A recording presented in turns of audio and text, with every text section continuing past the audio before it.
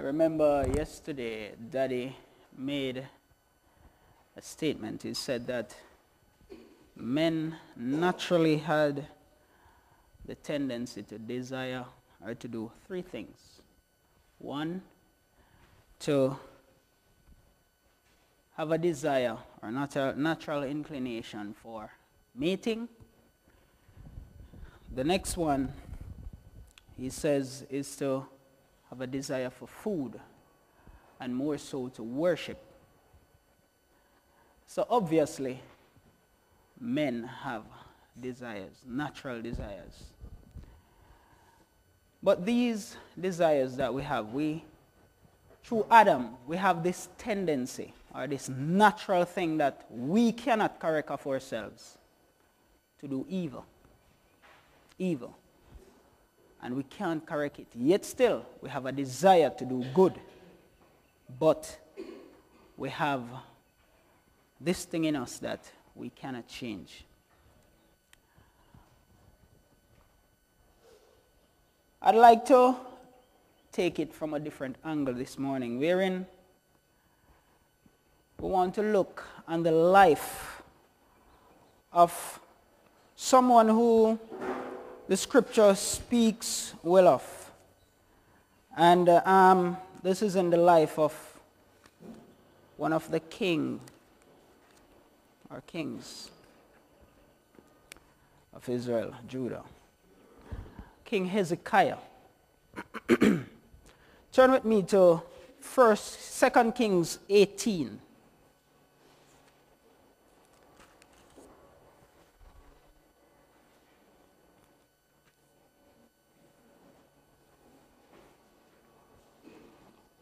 And as we look on the life of Hezekiah, and more so to ask ourselves the question, when men see us, or look at us, or come to visit us, what do they see? Do they see Coach? Do they see Peter? Do they see David? Or do they see Christ? What do they see?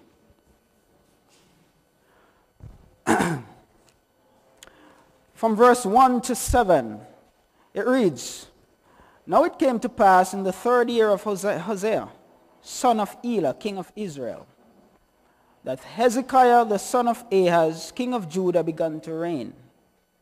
25 years old was he when he began to reign, and he reigned 29 years in Jerusalem. His mother's name also was Abi, the daughter of Zechariah. And he did that which was right in the sight of the Lord, according to all that David his father did. He removed the high places and brake the images and cut down the groves and brake in pieces the brazen serpent that Moses had made. For unto those days the children of Israel did burn incense to it, and he called it Nehushtan. He trusted in the Lord, God of Israel, so that after him was none like him among all the kings of Judah, nor any that were before him. For he clave to the Lord and departed not from following him, but kept his commandments, which the Lord commanded Moses. And the Lord was with him, and he prospered whithersoever he went forth. And he rebelled against the king of Assyria, and served him not.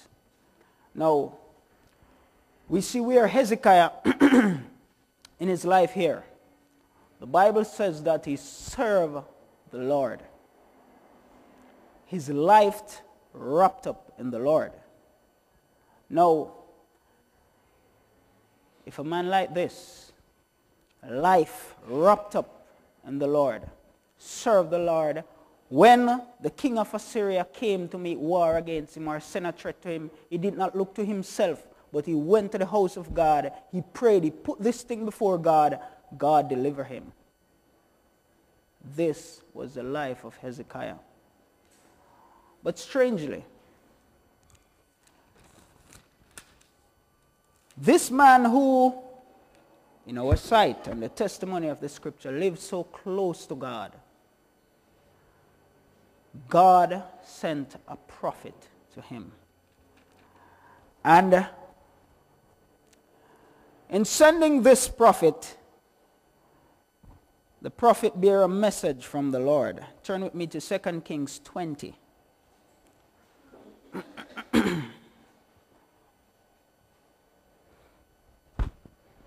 We're going to read from verse 1 to 3 and 8 to 17.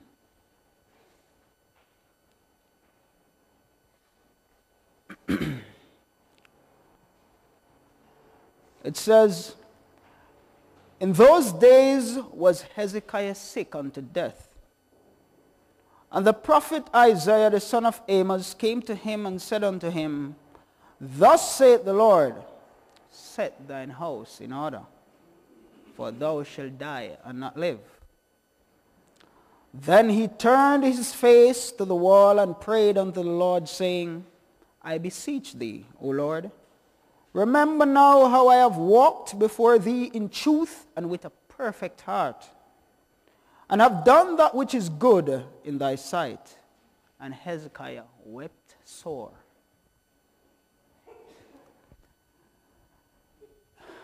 This man who lived so close to God, God sent a prophet to him to tell him, listen, set your house in order.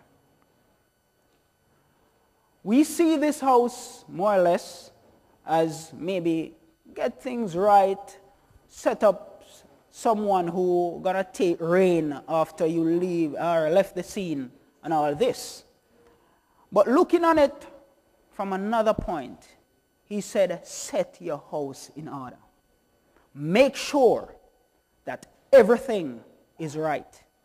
In that this body, which the Bible tells us is the temple of the Holy Spirit, make sure that everything is right. This life is in harmony with my will. Continue to keep your focus on me and nothing else but me. Because remember, in him we live, we move, and we have our being. Outside of him, we are nothing. Now he said, set your house in order. This day I require thy life. What did Hezekiah did? This man who lived so close to God, was it a fear of death? Was it that Hezekiah desired some more time to did great service for God? What was the problem? Hezekiah wept sore because a message was sent to him, set your house in order. This life I require. Hezekiah asked God for something. But beyond that, he said, I did this. I have walked before thee in truth and with a perfect heart, and I have done that which is good in thy sight. So Hezekiah is giving God a list of the things that he have done, showing that, listen, I walk before thee. I serve thee. I did this. Why death? No. God have something to show Hezekiah that maybe Hezekiah himself did not know.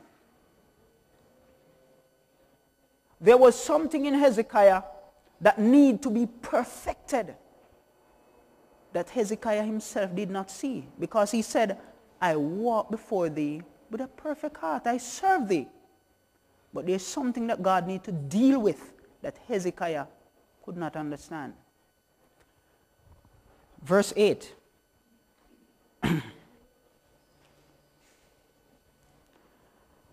After God promised Hezekiah something, because he asked God for something, and God extended his life for a reason, to show Hezekiah something that Hezekiah did not know.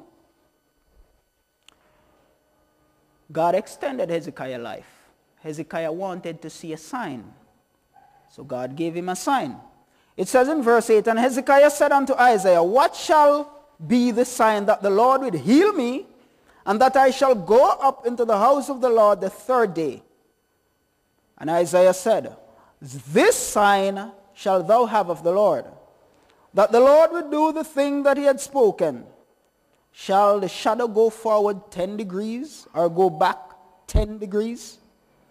And Hezekiah answered, it is a light thing for the shadow to go down 10 degrees. Nay, but let the shadow return back 10 degrees.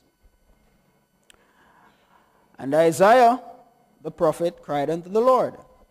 And he brought the shadow 10 degrees backward, by which it had gone down in the dial of ears. At that time, Berodash Baladan, the son of Baladan, king of Babylon, sent letters and a present unto Hezekiah, for he had heard that Hezekiah had been sick. And Hezekiah hearkened unto them, and showed them all the house of his precious things, the silver and the gold, and the spices and the precious ointment, and all the house of his armor, and all that was found in his treasures. There was nothing in his house, that in all his dominion that Hezekiah showed them not. Hezekiah said before, he walked before God with a perfect heart.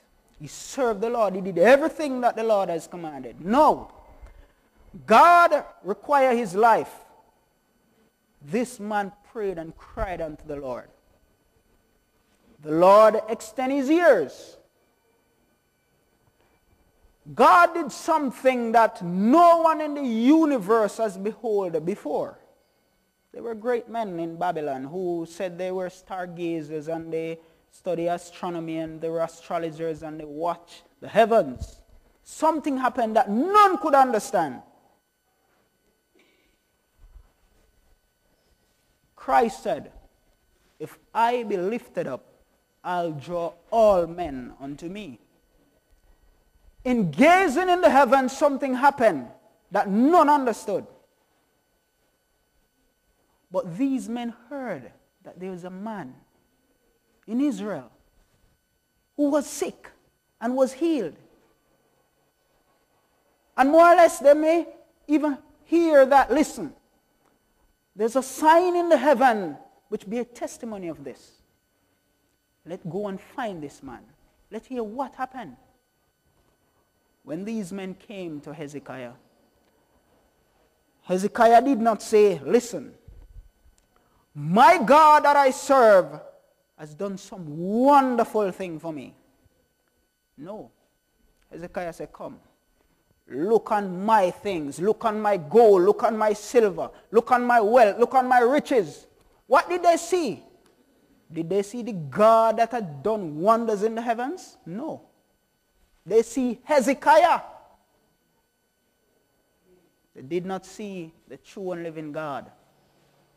He said, if I be lifted up, I will draw all men unto me.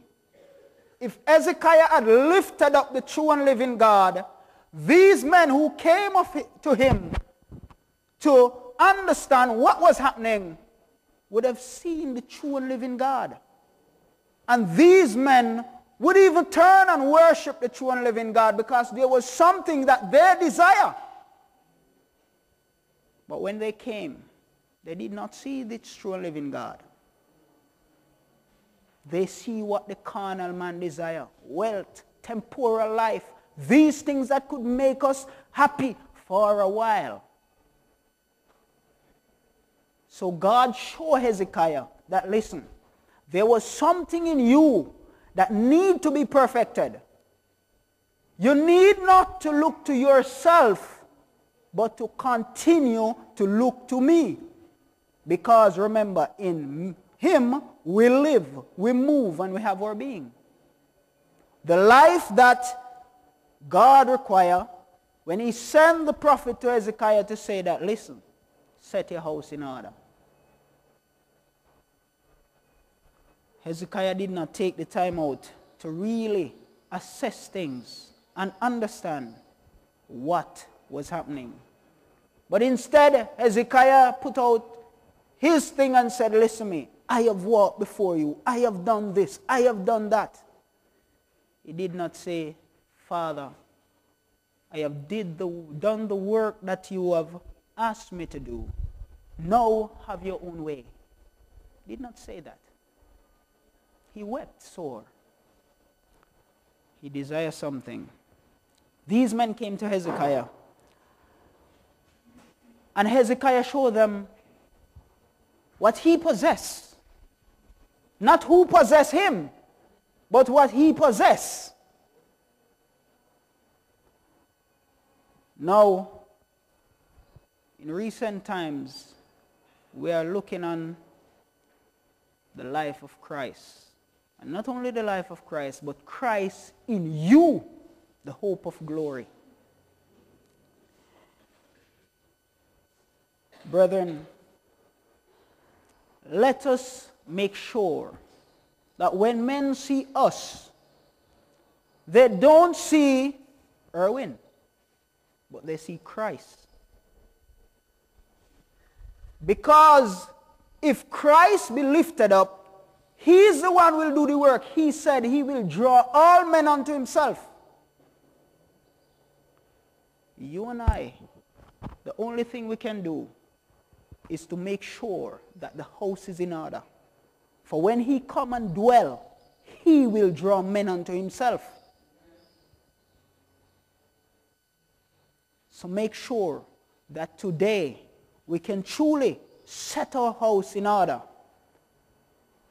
By just come to him by faith and believing that truly he is a rewarder of them that diligently seek them. Because we all have what? A desire. And we have a desire for worship, to worship the true and living God. These men who came from Babylon, they worship just about anything because they have a desire to worship. Now, they worship wood, they worship stone, they worship the stars, they worship whatever it might be. But the fact is they did not know and worship the true and living God. No, this was an opportunity for Christ to be lifted up, that these men could come and worship him. This did not happen. Because when they came, what did they see? They see Hezekiah, who showed them all his possessions that are temporal. He did not show them the one who was done something in the heaven that we could not understand. He said it is a light thing for the sun to go forward 10 degrees. Let it go back. God did it. They came to see something. Hezekiah drifted back into that old man. Hezekiah said before, he trusted in the Lord. No, Hezekiah trusted in himself. Hezekiah did not keep his focus on the true and living God. As Brother Peter said last night, he's not saying once saved, always saved. He's saying it is your duty to remain saved. It is your duty to continue to walk in the Spirit as you have received it. So Hezekiah should have maintained that walk with God. Now,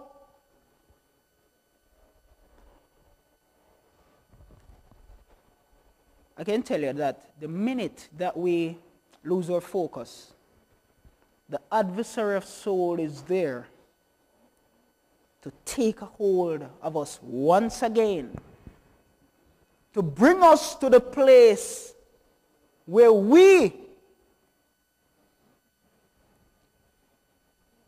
don't need to have a desire to do these things.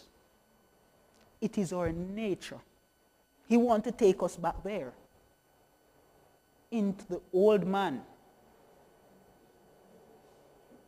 He wants to separate us from the life giver. So what we need to do is to keep our focus. When we become a part of Christ, when Christ dwells in us, brethren, we are no ordinary people. We have been taken to a different level. We are no ordinary people. The ordinary man is subjected to do every single thing that is evil of himself. His nature is that. But when the life giver dwells therein, let me tell you, the ordinary man is history. Turn with me to 1 Corinthians 2.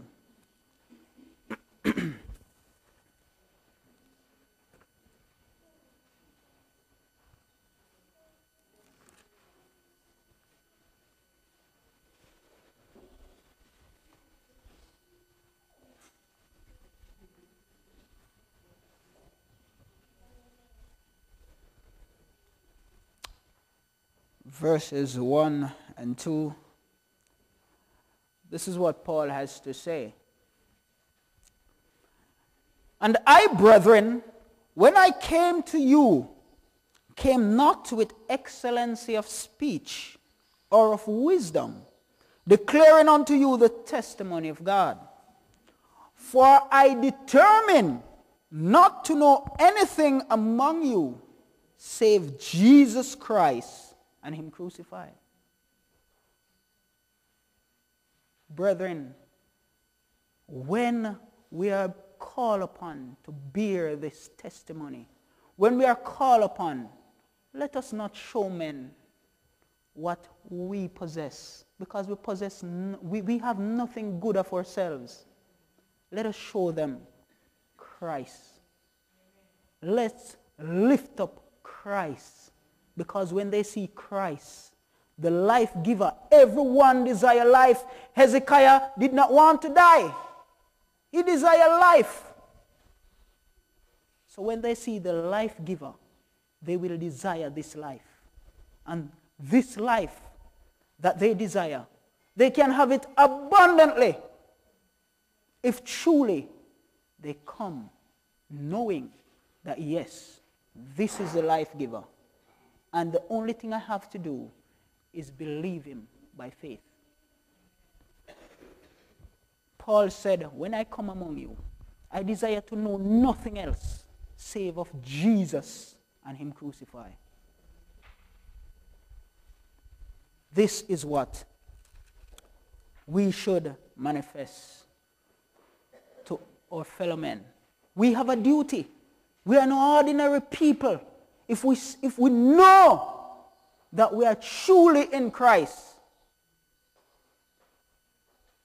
men should no longer see me, but see Christ. Because Paul said, listen to me, I die, yet I live, yet not I, but Christ that liveth in me. So who am I? I'm dead. The only thing, the only person men should see is Christ from henceforth. Let's go on further. Turn with me to Galatians 6.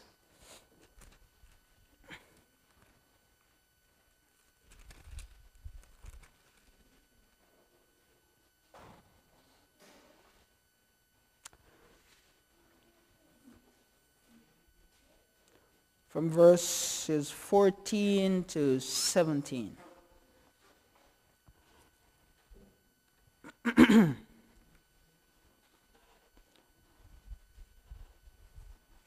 Paul said, but God forbid that I should glory, save in the cross of our Lord Jesus Christ, by whom the world is crucified unto me, and I unto the world. For in Christ Jesus neither circumcision availeth anything, nor uncircumcision, but a new creature. And as many as walk according to this rule, peace be unto them, on them, and mercy, and upon Israel, the Israel of God. From henceforth, let no man trouble me, for I bear in my body the marks of the Lord Jesus. From henceforth, my brothers and sisters, we are no more ordinary people. We bear the marks, the scars of our Lord Jesus Christ. Because in him we live, we move, we have our being. His life is our life. This life is a life that I know that the vilest offender, I know that he desires it. He desires it. And God has opened ways and means by which they all can have it. But the thing is, we who possess it, what do? Do we show them our old man? Or do we show them that, listen, we are new creatures? And this is the life that you desire, the life of Christ, the life giver. Let us show them this life, because if we lift up ourselves, you know what will happen? Even as these men went back to Babylon and came back to Jerusalem and took every single thing, to what? To place in their temple, to worship their wood and stone. This is where we will end up, back in the clutches of the adversary of souls. Let us be weary.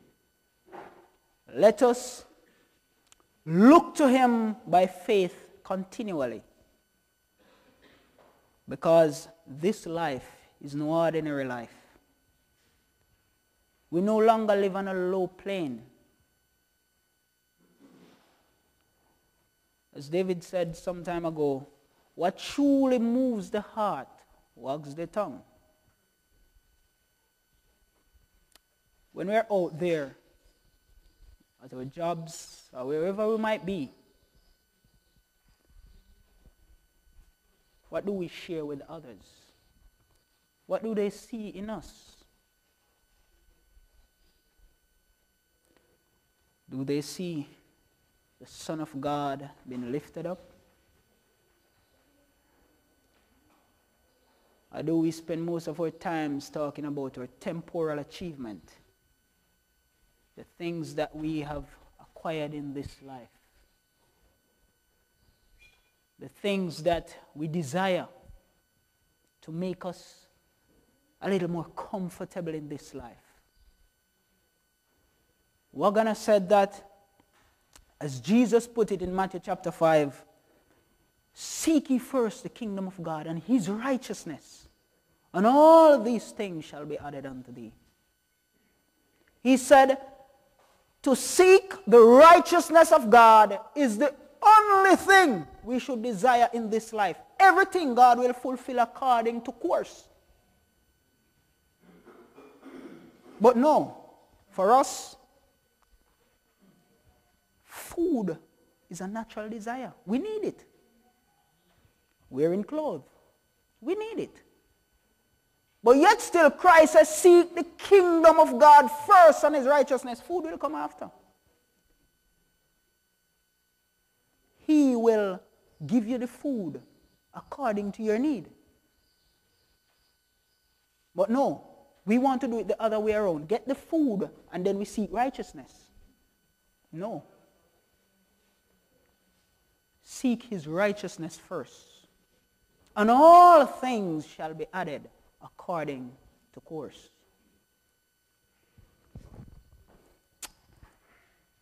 Paul speaks on further. back in Galatians chapter 5, from verse 1 to 6.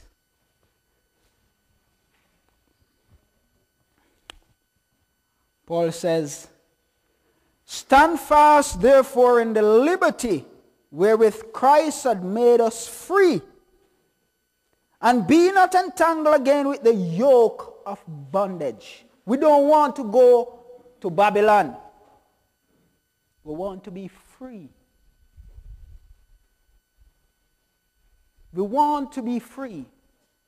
Many out there who are in sin, they want to be free. They desire freedom. They want to be free from sin. "Behold, I, Paul, say unto you, that if ye be circumcised, Christ shall profit you nothing.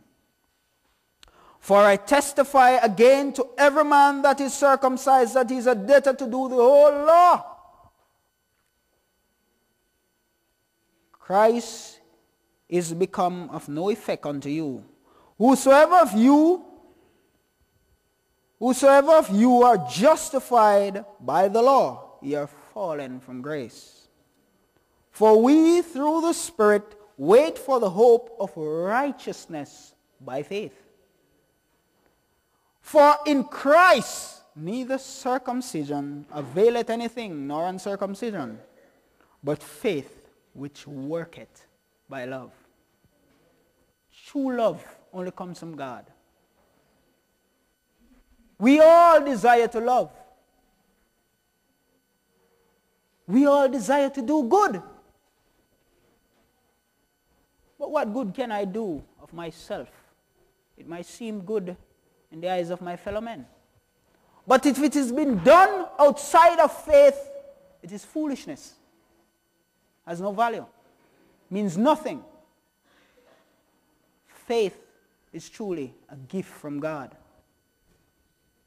And when we have this faith, then truly, when Christ comes and dwells within, we can love. And this is what many desire. They desire life.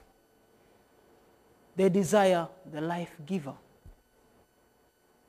But many times, when they come to us, they don't see the life giver. They see bondage. Bondage. The old man. My gold, my silver. They don't see the glory of God as it is in Christ.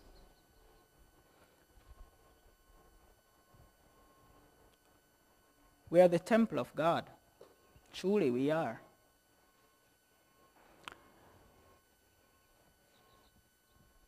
When men come to the temple, what do they see?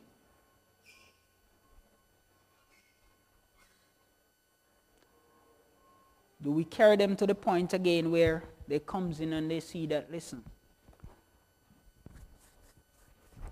we have to go through the mere formalities again. We're going to go back to the old system. We're going to work through the Levitical priesthood and we're going to do this whole thing. No. It says we wait for the righteousness by faith. Not by my works, but by faith. Faith in what God has done for us in Christ. This is what we wait for. And when we receive it, we truly are new creatures. We are born again.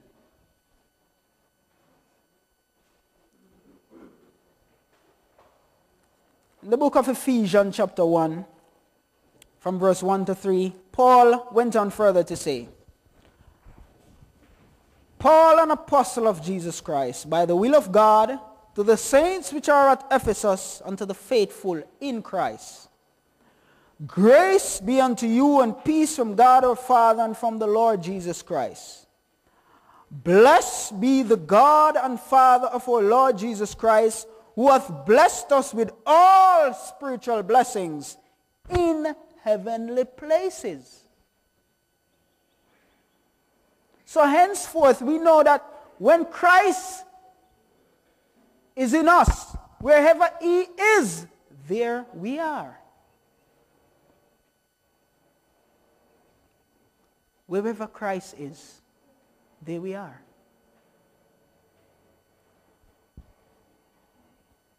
When Christ becomes our life, we no longer live and serve the enemy of souls. It says the old man which was in the first Adam is dead. Now we live a new life because we are new creatures in Christ. The old man is history. The old man truly is history.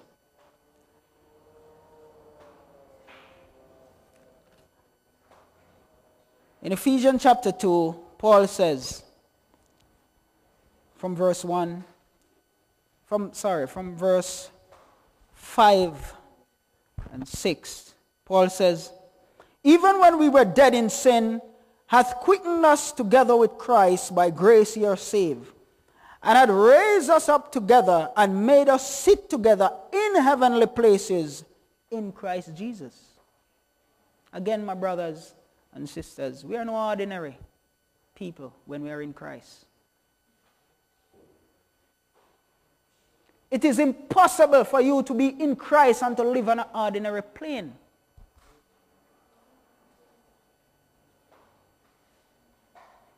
It is impossible for you to have this life in you. And that glory which comes from Christ is not pouring out to your fellow men. It is impossible. When we are out there carrying out and performing our daily duties, wherever it might be, if Christ is in the vessel, let me tell you, you cannot contain yourself. You will always be talking of Christ.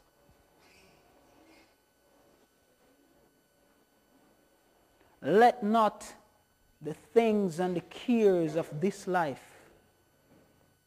crowd out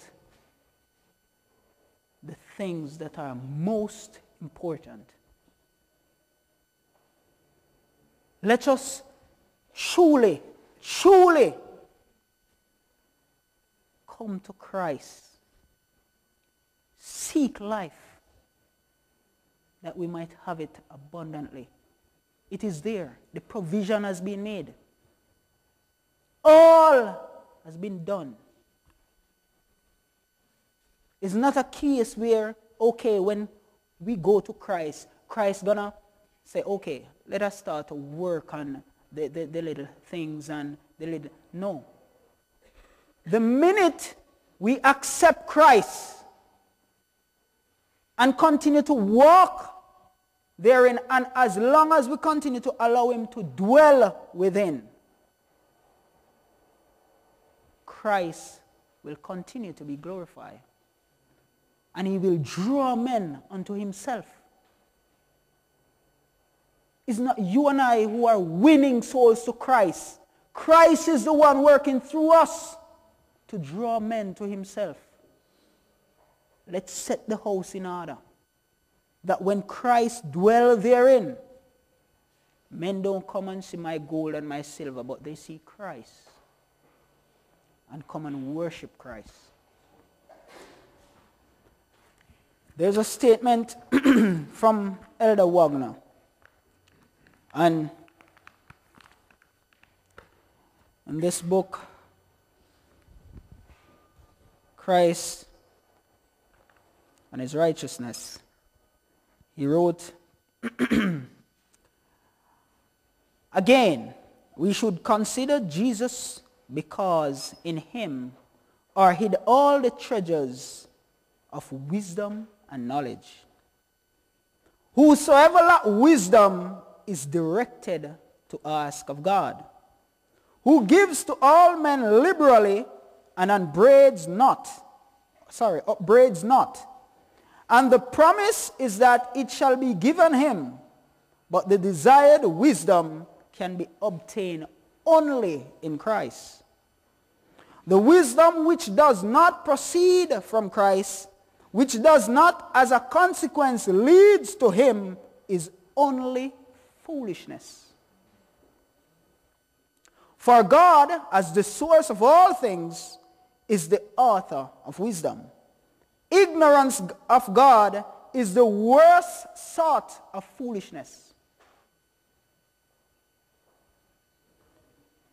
And all the treasures of wisdom and knowledge are hid in Christ, so that he who has only the wisdom of this world knows in reality nothing. So these men who came from Babylon, who I suppose were held in high esteem in Babylon because their astrologers, they knew a lot of things about the heavens, the stars, etc. It's saying that without knowing the true and living God, without having the wisdom of the true and living God, they're fools.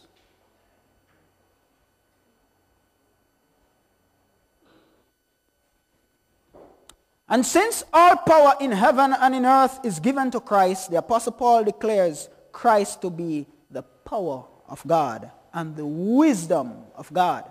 Therefore, if we have Christ, we have everything. If all in heaven and earth is wrapped up in Christ, what we need, even as the law leads us to the author of the law, when we find the author of the law, we have everything. We don't need something else to lead us to him, because now we have found him. Let us walk in him.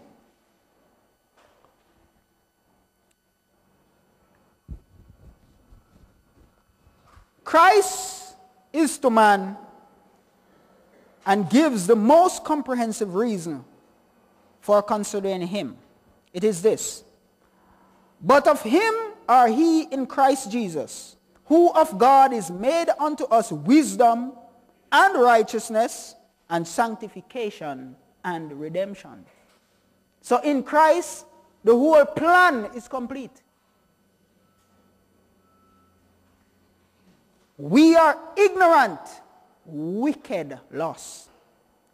Christ is to us wisdom, righteousness, redemption. Just imagine the range. Christ is to us wisdom, righteousness, redemption. Is there anything else that we need? What do we need?